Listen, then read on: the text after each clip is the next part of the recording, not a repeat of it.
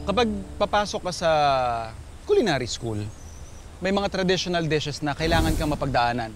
Isa na dyan, yung duck à l'orange or duck orange. So, gagawa lang tayo ng sarili kong version with medyo technical kasi siya, maraming component, specifically yung sauce na gagawin mo. But this time, gagawa tayo ng isang mas simpleng version. Gawa tayo ng duck orange. So, ito yung ating Peking duck.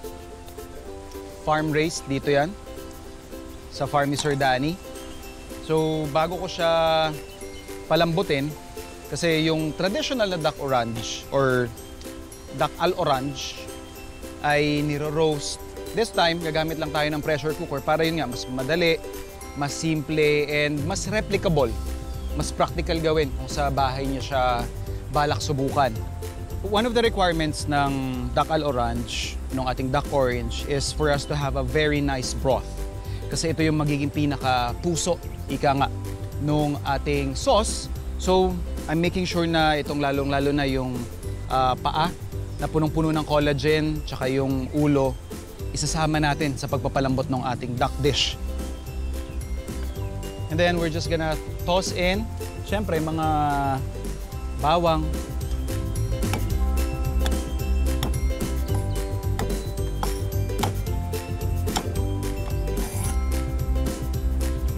sibuyas,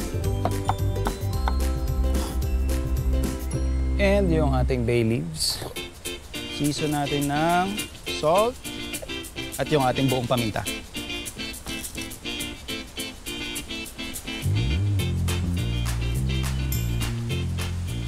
So ilalak lang natin siya, sisilang natin siya, and then we're going to pressure cook this for at least an hour.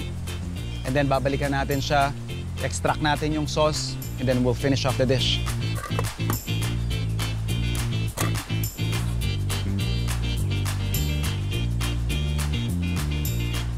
So napalambot na natin and napalamig na rin natin yung ating mga pato dito. And we're just preparing yung other components so that we can make and finish off yung ating dish by using yung ating stock for our sauce. Ito yung ating duck. So syempre, since it's duck orange, we will be using yung orange juice niya. You could use yung mga ready to drink na concentrate, or ako, I would prefer to use actually yung fresh kasi makukuha ko pa yung kanyang rind. I will also use this to infuse more flavor and pang-garnish na din. So ito yung orange peel. We're just making thin slices or what we call julienne.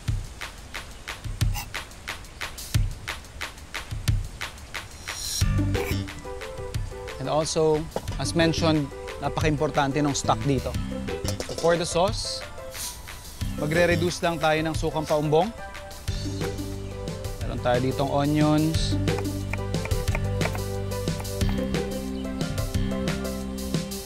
Okay.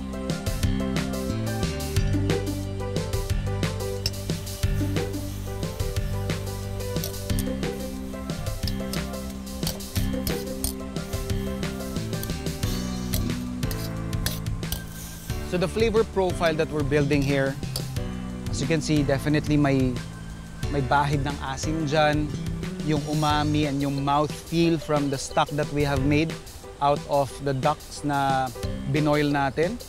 And then, sweetness, we'll be adding here some honey, also for texture para rin maganda yung itsura ng ating sauce. And then we will be finishing it off by adding some butter. Duck stock.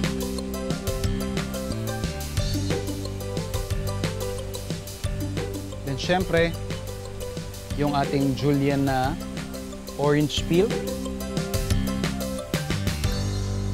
Let's also add some cloves of garlic.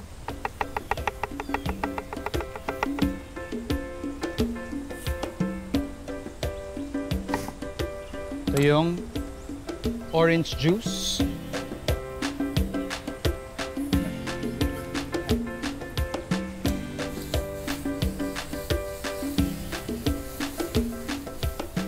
adding in our honey.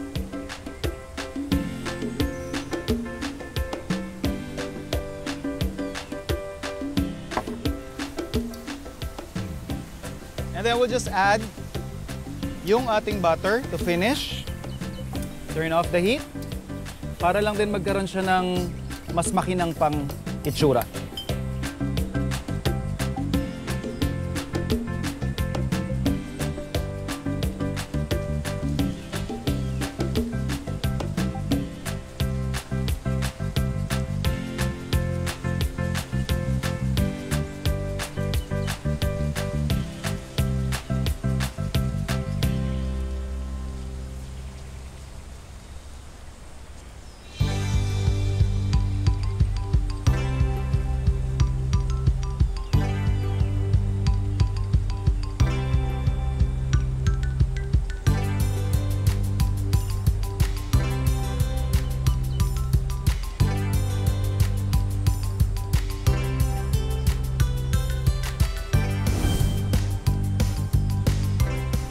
Tara mga sirs, boys.